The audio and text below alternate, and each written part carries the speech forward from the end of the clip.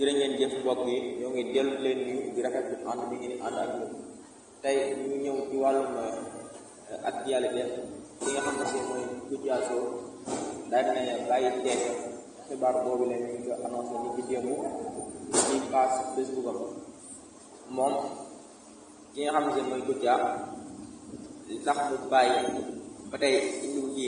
ay leeral waaye jot nañ ne li mu waxoon ci quartier général ne animateur warul jiite ak oustaz moom itam dal ci kaw oustaz yi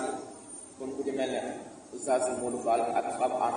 ñi nga xam ne ñoo mën teew fële ca plateau quartier général fële ca TFM moom ba tey Kouthia nee na ginnaaw fukki at yi mu def bi xam ne mooy Télé Futurs Médias nee na nag obligation la maanaam yoon la mu jógee fa moom itam moom Kouthia Show lancé na benn nouvelle wala boog benn seen YouTube ngir ko bëgg a suivre rek man ko fa suivre xibaar boobu ñu ko nangoo ci